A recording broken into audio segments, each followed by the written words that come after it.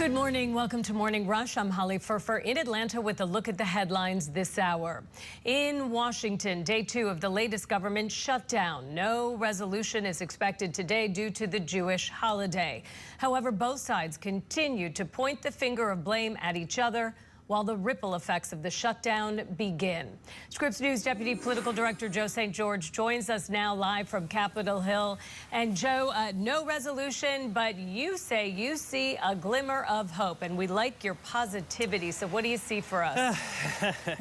Well, look, I mean, when you're in a shutdown, you got to look for hope where you can see it. I do think it's important we don't read too much into this, but we've already reached the stage of the shutdown where journalists in Washington are trying to see any way that this shutdown may come to a conclusion. At the official level, right, nothing's changed. Democrats want concessions regarding health care from Republicans. Republicans committed to not moving an inch. In fact, Senator John Thune, who's the majority leader in the U.S. Senate, told reporters last night that the way out of this shutdown is by passing what the House has already passed, and that is what's close to a clean CR, as it's known in D.C., a clean continuing resolution, keep government funding levels at the same levels as it's been, kick the can down the road a bit, open the government until late November. That's what Republicans want. Again, Democrats want these concessions. The bad news on this Thursday morning is that it's day 2 of a government shutdown. The bad news is we know there's going to be a day 3 of this government shutdown because there's no votes in the Senate today because of the Jewish holiday Yom Kippur. The House isn't even in Washington. They're not scheduled to be back until next week. Even if a deal would emerge, they're not here. So this shutdown is going to stretch into day 3. Now to that positivity that Ollie mentioned, that glimmer of hope. Let's play the video back from yesterday. The in-house cameras in the U.S. Senate caught a moment. We'll just call it that, a moment on the floor in which members of the U.S. Senate, Democrats, Republicans, huddled together on the floor. Swing state senators were part of this group. Retiring senators, soon-to-be retired senators, are part of this group as well. That's the subsect of senators I'm watching, because if you've already announced you're not running for re-election, you're leaving the Senate soon, sometimes you're a little less beholden to party leadership. But in the corner of your screen, and now the top portion of your screen, you see that they're talking. And they talked about the shutdown, perhaps a sign that rank-and-file senators do not want a prolonged fight that lasts like last time. The last time the government shut down, nearly 7 years ago, the shutdown lasted 35 days. In that huddle was Senator Ruben Gallego of Arizona, the Democratic senator from Arizona, and he told CNN yesterday this about the conversation. I am in conversations with other senators, and we are trying to find a way to do 2 things. Number 1, obviously open up the government, but number 2, in that time period, prior to November 1st, have a pathway forward to make sure that we continue the tax credits that keep premiums low, insurance premiums low, for 24 million Americans. That is a conversation that's happening right now. It's not moving very far, but at least we're having an initial conversation among some senators. All right, so to break down what the senator said there is he opened the door slightly, ever so slightly, to a short-term opening of the government, maybe a few days, maybe a few weeks, with the promise of health care negotiations on the horizon. So that's at least part of the chatter here in Washington during day 2 of this shutdown. And to be clear, just because there's no votes today, that doesn't mean there's not conversations happening. This is still the story. This is the topic. And those conversations will happen, in many cases, behind closed doors. We're just not expecting any official votes on the Senate floor today because of the Jewish holiday. What may be the biggest story on this Thursday may not even happen at this end of Pennsylvania Avenue. It may happen at the other end of Pennsylvania Avenue, at 1600 Pennsylvania Avenue, at the White House. And that's because of what President Trump has been teasing on social media last night and now this morning, teasing permanent reductions, permanent cancellations of government programs. You see what the president wrote here. He wrote this last night. Republicans must use this opportunity of Democrat-forced clear out, he called it dead wood, waste, fraud, billions of dollars can be saved. That's why some are referring to what President Trump may do as Doge 2.0. And this morning on Truth Social, he said that he's meeting with Russell Vought. If you don't know the name, he may soon become a household name. This is what the president said about an hour or so ago. I have a meeting today with Russ Vought, Project 2025 fame, to determine which of many Democratic agencies, most of which are a political scam, he recommends to be cut, and whether or not those cuts will be temporary or permanent.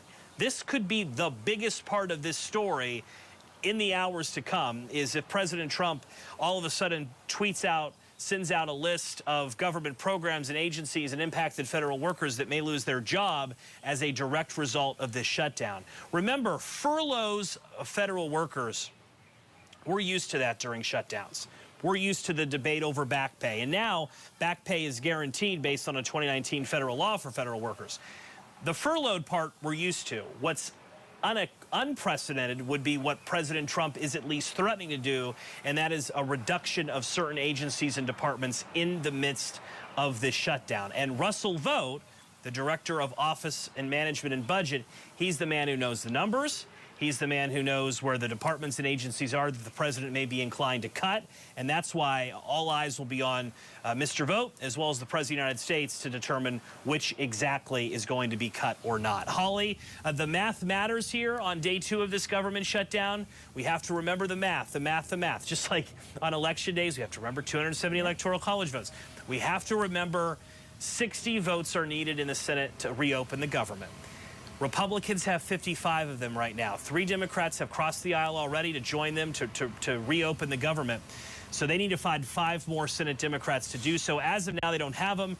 Senator Chuck Schumer is still able to keep the majority of his caucus in line and hold out until there's some health care concessions. So that's the math, that's the drama, and that's also a little bit of optimism on this Thursday morning. Well, I'm glad you're there because I am terrible at math. So thank you for keeping it all straight for us. Scripps News Deputy Political Director Joe St. George. Thank you, Joe.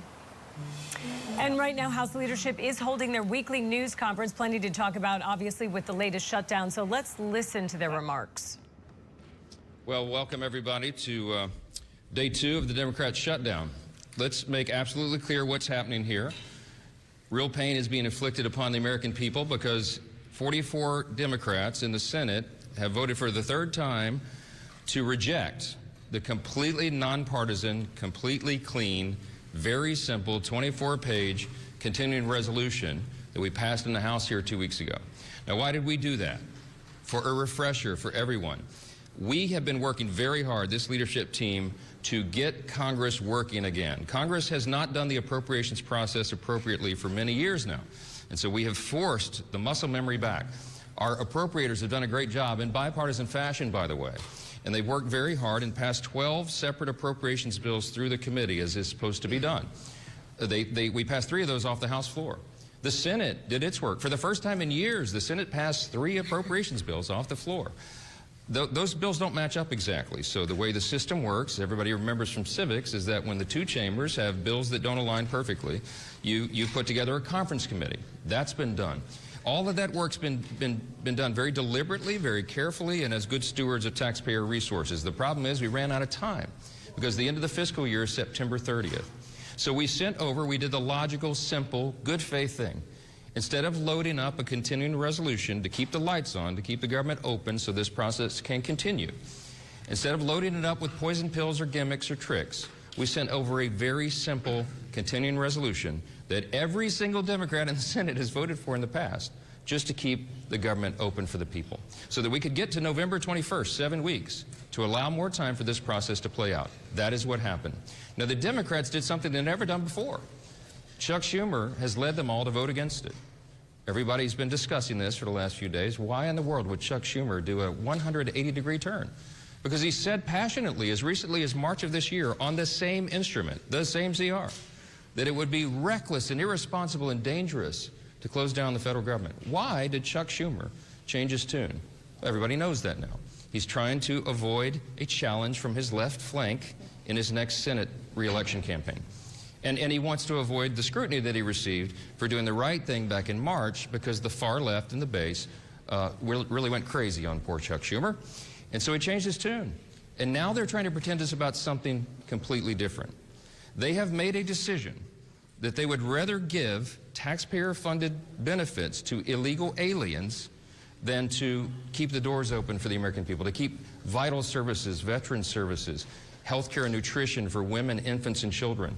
They would rather not pay the troops and TSA agents and Border Patrol agents. They would rather stop services of FEMA in the middle of a hurricane season than to do the right thing for partisan political purposes. It is selfish, it is reprehensible, and it is exactly the opposite of what they have all said themselves in their own words very passionately every day until now.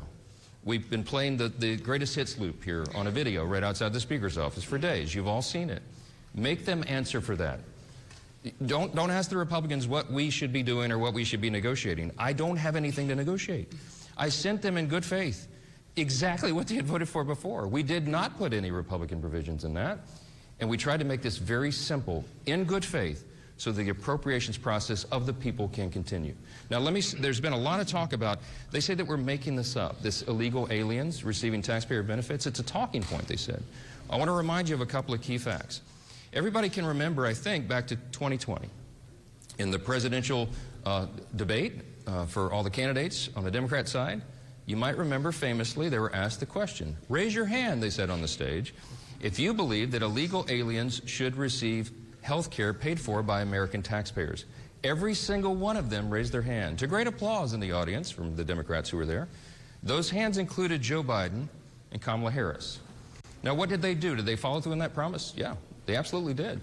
Joe Biden used executive orders, and he expanded. All right, House leadership holding their weekly news conference, obviously talking about their perspective of this government shutdown. We'll keep an eye on this. We'll monitor this, and we will bring you any news as it's made. We're going to take a quick break. More Scripps news ahead.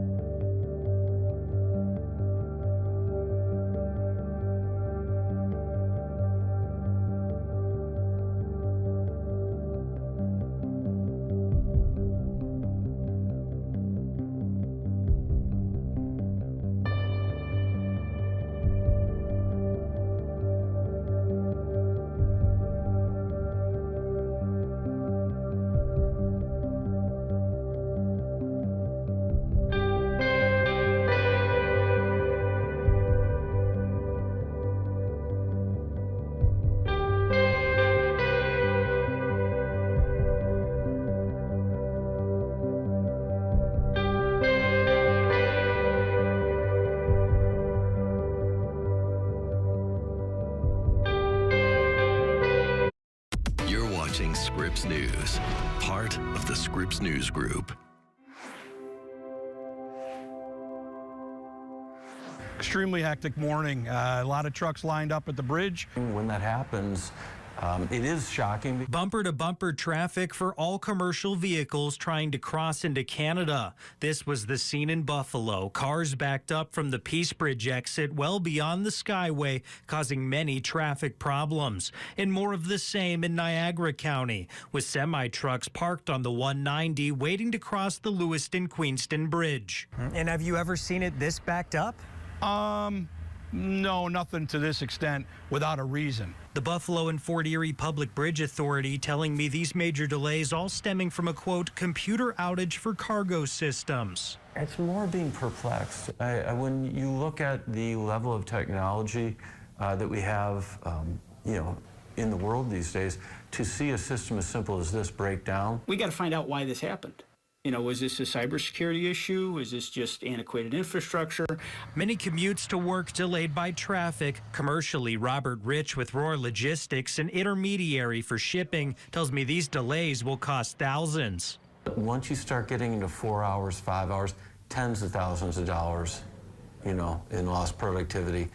Because you've got trucks missing appointments, and then you've got drivers sitting. For example, trucking company Speed Global Services. I'm told they ship to Canada every day, but decided not to with these major delays. Telling our customers in Canada that, number one, the deliveries coming to them are not going to happen today. You're just kind of waiting and waiting for that information to come to you.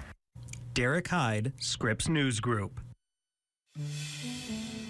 All right, we want to get you to the White House where Caroline Leavitt is speaking to reporters about the government shutdown.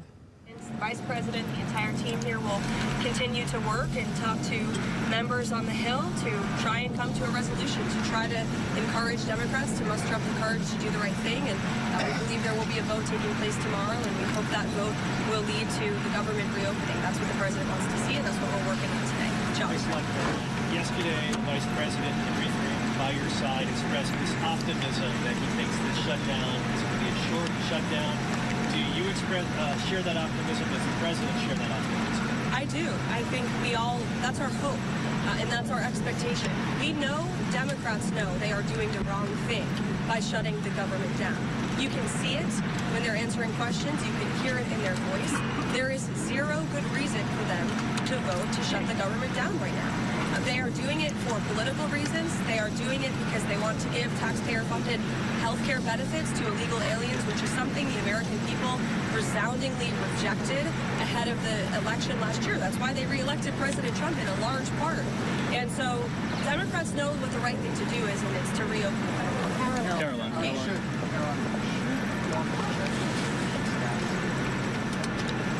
I'm sorry?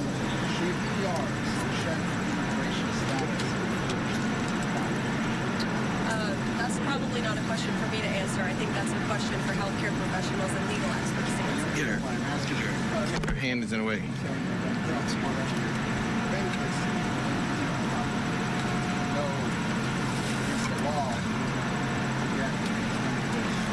Let me ask you, do you think that illegal aliens should receive Medicaid benefits? Medicaid benefits that go to the most vulnerable people in our country. That Medicaid benefits that were designed to help low-income families and Americans in our country. And what the Biden administration did, Gabe, is they allowed tens of millions of illegal aliens from all over the world to come into our country, yes, and they paroled them into the system. And you cover immigration, you know well, it was a complete abuse of our immigration system. And they slapped a Band-Aid on these illegals. They called it temporary protective status. And then they allowed those illegals from all over the world to get free benefits. And you know who would like free benefits? Hardworking Americans who work their butts off every day, who are living paycheck to paycheck because of the Biden-induced inflation crisis. And there were higher wait times at hospitals under the Biden administration. We saw these illegals committing crimes all over our country, and they're getting things for free. That is fundamentally unfair, and this administration is not going to...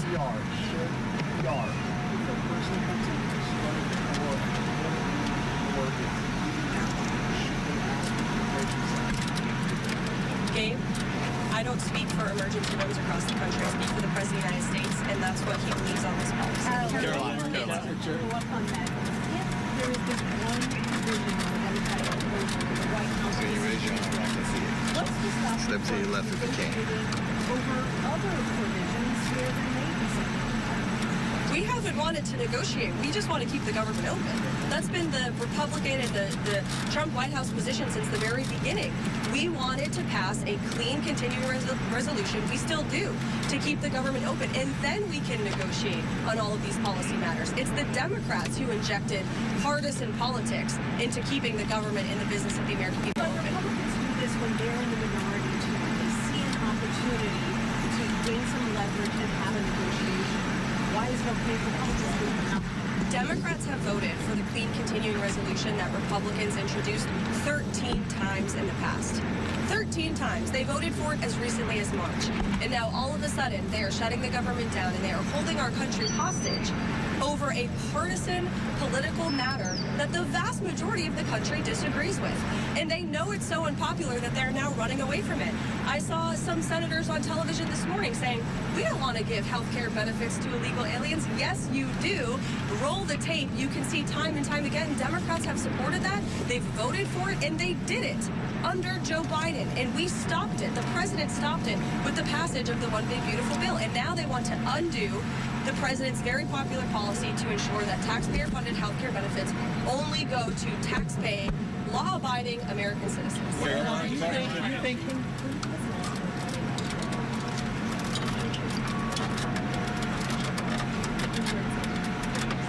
Look, it's likely going to be in the thousands. It's a very good question, and that's something that the Office of Management and Budget and the entire team at the White House here, again, is unfortunately having to work on today.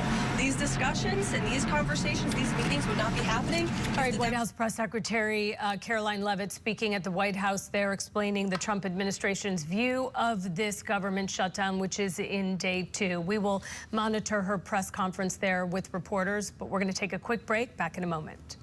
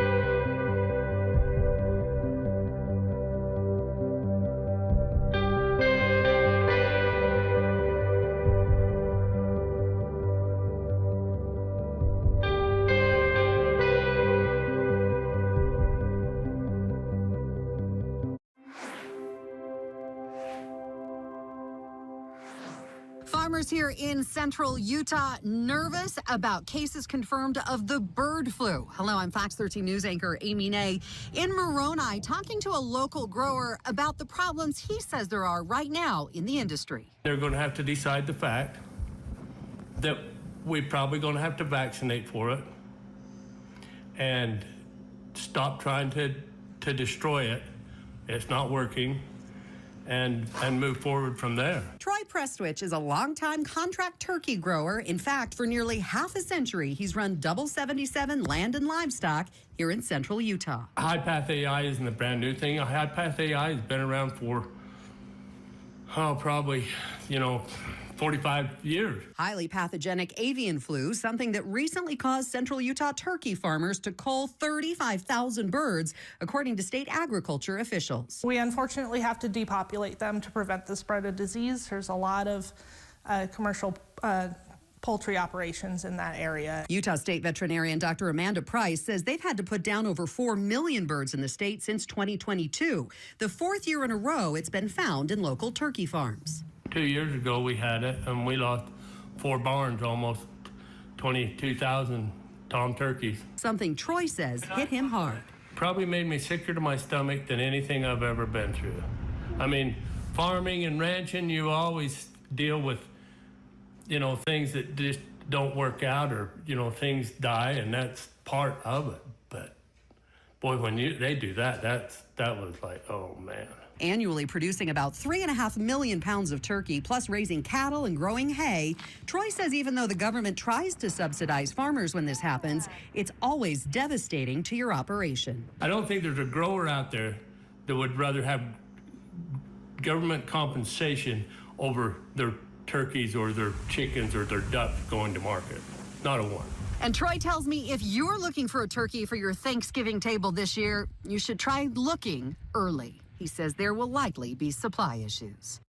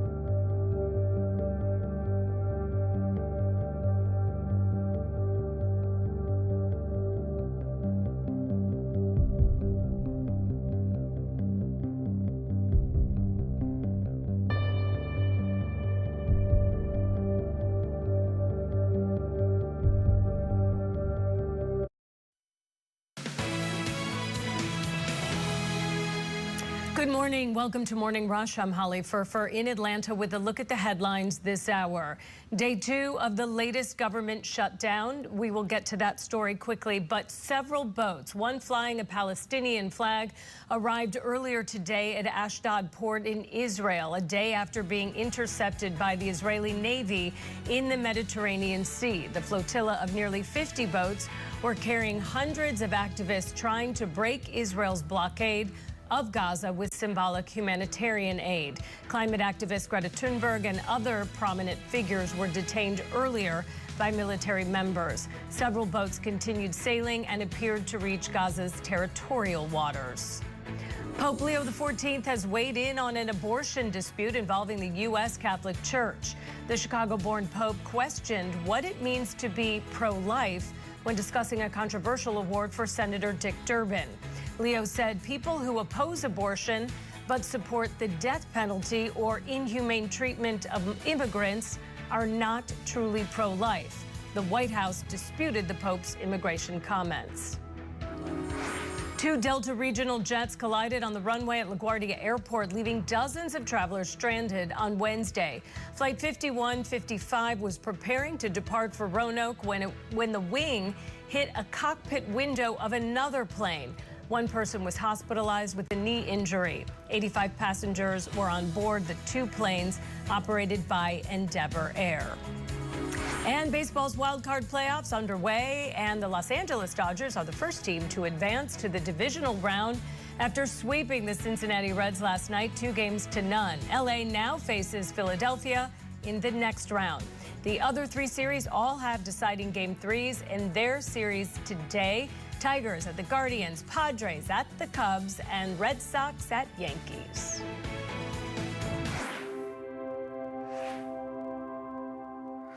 When you found out they were cancer-free, what was that like? It was a lot of relief, but there's also this lingering anxiety about relapse and reoccurrence. Teresa Gutierrez was only 39 when she was initially diagnosed with cancer. She tells me that anxiety over potentially relapsing is only amplified while Ascension Wisconsin and United Healthcare remain at odds over their contract. Both sides were trying to reach a deal before October 1st. And I am a cancer survivor, so having regular checkups is very important to me, and I'm concerned about the lack of continuation of care. The ongoing dispute affects people enrolled in the following plans: employer-sponsored and individual commercial plans, Medicare Advantage plans, and United Healthcare community plans in Wisconsin. Teresa held off canceling her October appointments with Ascension Wisconsin in hopes she would not have to find a new provider. I was really comfortable with my team. They've been by my side for the last 3 years. They know me by name when I walk in. It's hard to know that I'm going to have to go through another provider. I reached out to Ascension Wisconsin for an update. A spokesperson says United Healthcare's proposals could reduce access and affordability. They say we remain at the table and are ready to sign a fair contract, but we cannot and will not accept terms that we believe threaten the quality and sustainability of care in our community. United Healthcare's CEO in Wisconsin says they proposed rate increases to reimburse Ascension at market competitive rates while extending the current contract to continue discussions. Ascension refused. What is your message to United Healthcare, to Ascension Wisconsin, as they continue to negotiate at this point? Obviously, I just want them to meet in the middle. I think that they need to look at the patients. I think that they're making a big mistake by holding out, and they're just being selfish at this point. It is unclear if and when the 2 sides will find a solution. Mary Jo Ola, Scripps News Group. I'm Bill Folsom. The government shutdown means in a couple of weeks, a lot of people could be without a paycheck and short on funds. Financial educators here at Ent Credit Union say now is not the time to panic. Rather, you should be coming up with a plan. The political standoff in the nation's capital means federal employees across the country going without paychecks. We're anticipating, depending on the length of this, that it will interrupt some families. Bree Shalito is a financial educator with Ent Credit Union. She says as many as 75% of Americans are in a paycheck-to-paycheck situation. With the shutdown, the advice is creating an immediate financial survival plan. We recommend even just an essentials budget, taking a look at what is truly essential, what might be able to be paused, especially if you're considering any big purchases. It's a good idea just to take a pause on those and assess your situation. Also act early. Talk to anyone expecting a payment from you.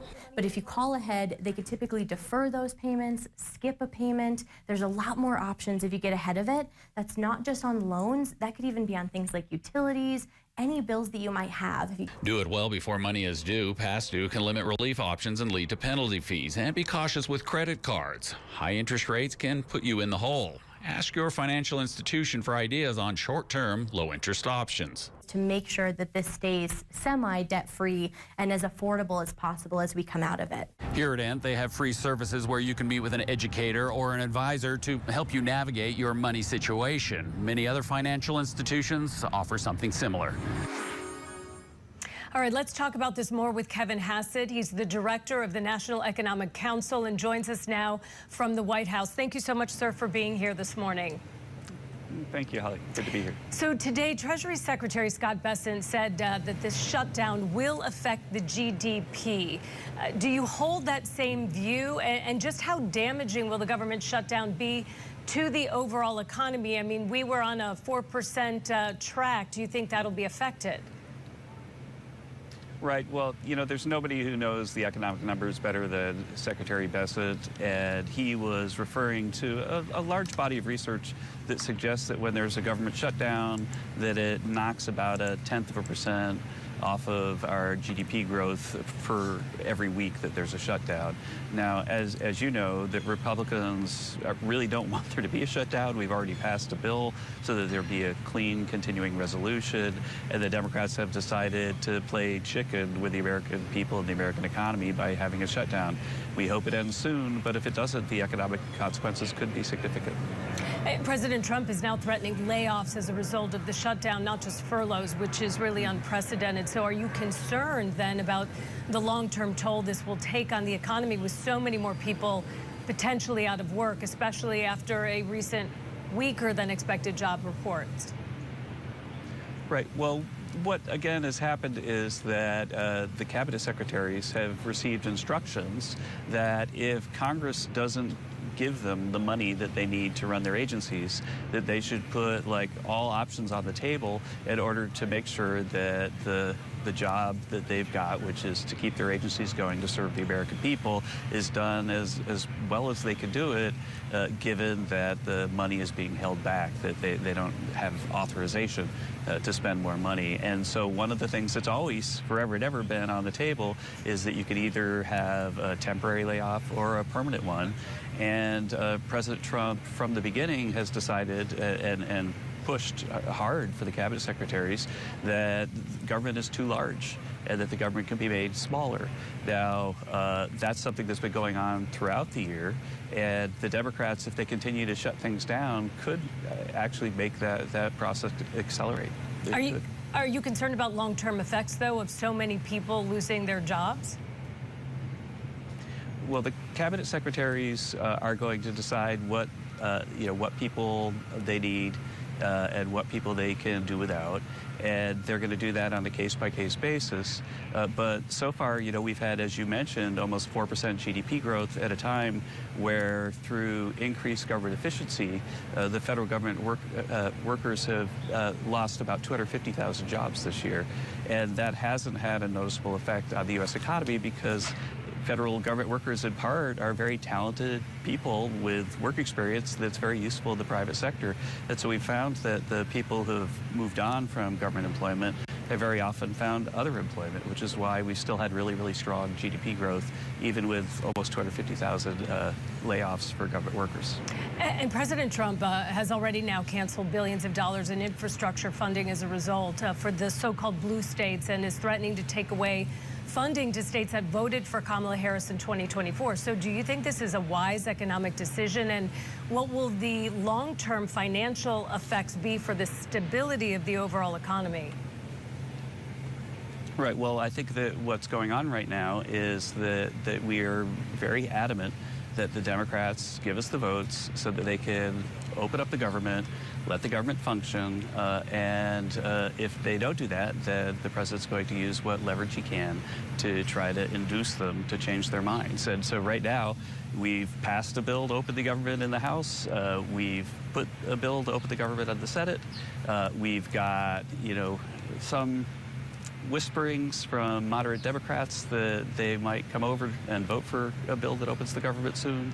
And so all of that is happening against a context where you've got Chuck Schumer, who's taking his party way to the left because he's worried that AOC is going to primary him. And so he's got to be as radical as possible to protect his own political future. Now, that's not really putting the American people first. And I think that a lot of his Democratic colleagues are upset about it. And so my expectation is that this thing's going to work out relatively soon because the president has so much leverage over Democrats, and the Democrats really don't have any cards to play. So if they do come to an agreement, will he release that funding then? That will be something that would be decided in the fullness of time. I mean, the president is adamant that we not waste money on Green New Deal type programs, and so I think that right now there's one policy discussion and one policy discussion only, and that is let's get the government open and let's have a clean continuing resolution. I think once that clean continuing resolution occurs, then it'll be natural for traditional policy debates to happen between the president and Congress. And let's talk about economic reporting, jobs reports, GDP.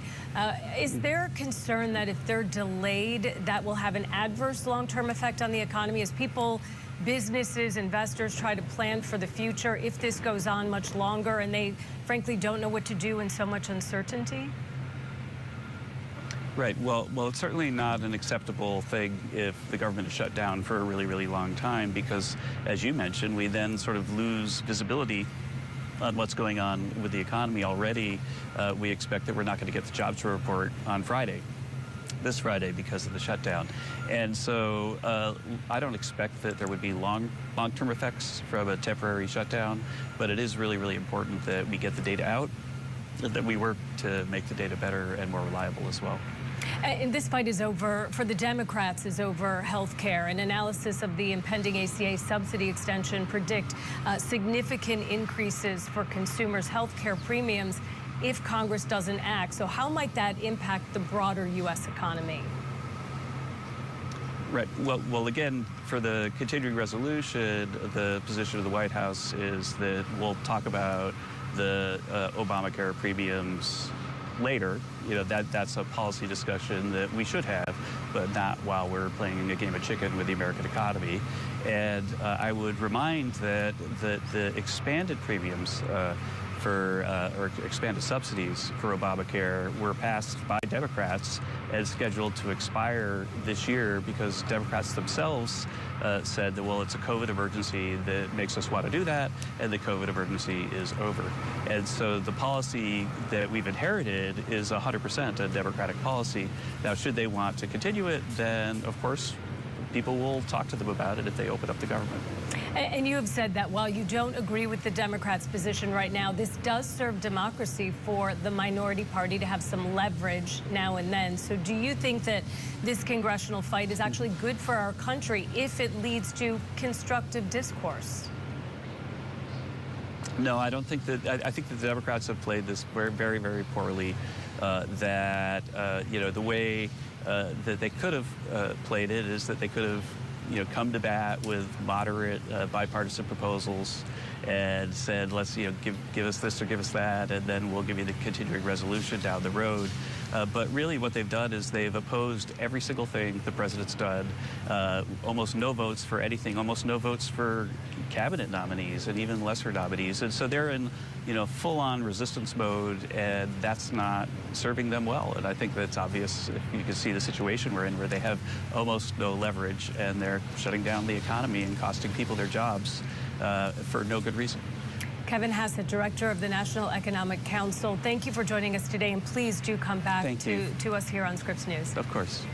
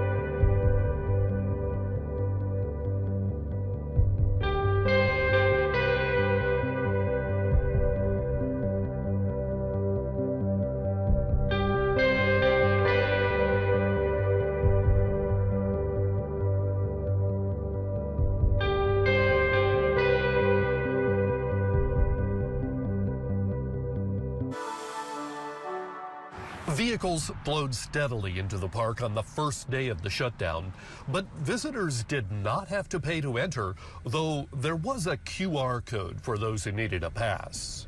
Once inside the park, workers could be seen at a road construction project, but these were outside contractors, not Park Service employees. Visitor centers are closed, and so that's an impact for sure to the visitor experience, and then some restrooms and some of the maintenance. But fortunately, we're kind of now in that slower time. If this happened in July, it'd be a nightmare. Now, with the funding lapse, you won't be seeing any ranger-led programs like the ones that normally take place here in Madison during the summer months.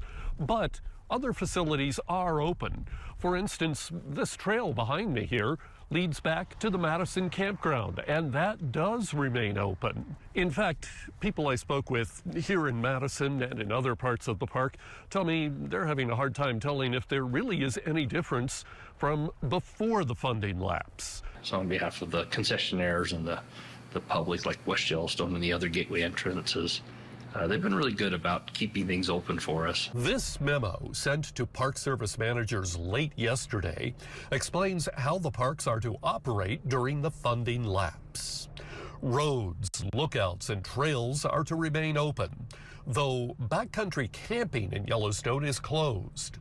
Park superintendents are instructed to use entrance fees to pay a skeleton staff. We are fully open for business. That's Todd Walton of Xanterra, which operates hotels, lodges, restaurants, and some campgrounds in the park. Our facilities are open, our services are open, restaurants, gift shops, tours, things like that. So we're operating more or less as normal. Some campgrounds and other facilities are closed, but that is normal at this time of year as the park winds down before the winter season. We really do try to tell our guests to be safe, to be leave as little impact as possible, recreate responsibly. So none of that messaging has really changed, but with the understanding that Park Service services might be limited, we are really accentuating that conversation. In Yellowstone National Park, I'm John Shearer.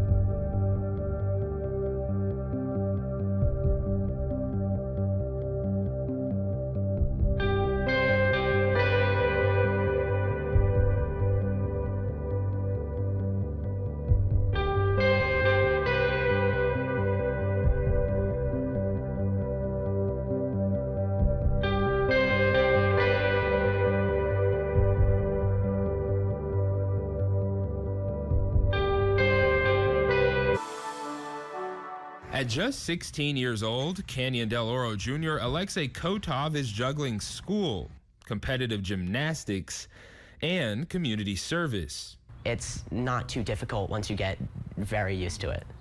His latest project, planting drought-tolerant trees at CDO, funded through the Jane Goodall Roots and Shoots grant. I found that a way to help people and bring my own comfortable environment is planting trees. He says his love for philanthropy grew from a desire to help both people and the environment. He's also written grants for gymnastics tuition programs and works with the Epilepsy Foundation. Because I was born with epilepsy, and I've always found that other people like me who have epilepsy don't have enough funding. Kotov says they are still working on the logistics, everything from sourcing the trees to deciding whether professionals or students will plant them. He's already thinking about college, hoping to study psychology just like his mom. But he says his passion for community service won't end there. Shoot your shot. I didn't know I was going to get this grant. I didn't expect to get this grant. I'm very happy that I did, and the rest is history. Yeah. Kenny Darr, Scripps News.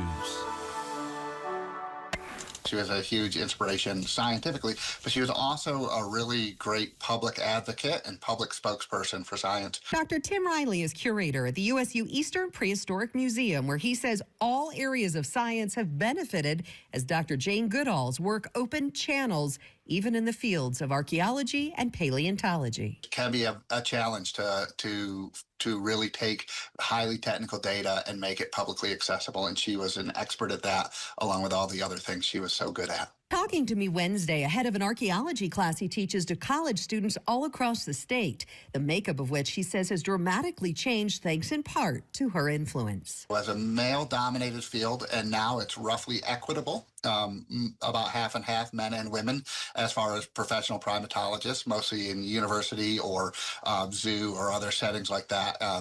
Learning institution type settings.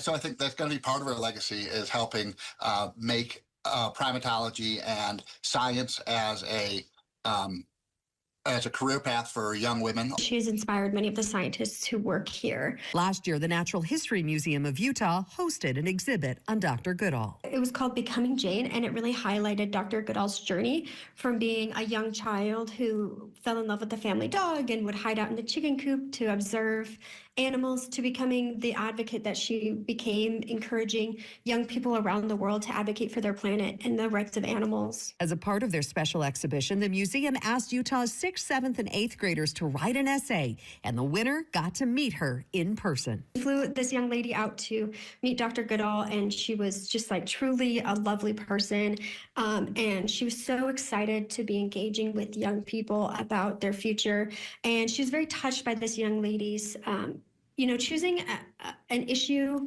that she sees in our general area. She was focusing on wild horses in the West. And so, digging into the issues that strike a chord with you and doing your part to make a difference. Reminding us all we can be curious like Jane. She was a citizen scientist. A lot of people don't realize that, but she began observing apes before she had ever gone to school to study science. In terms of both that sort of shared sense of wonder for the world around us, and just that sort of sense of exploration and wonder, I think she really helped people see. We can all only hope to be a fraction of that, but we can certainly try. Amy Nay, Scripps News Group.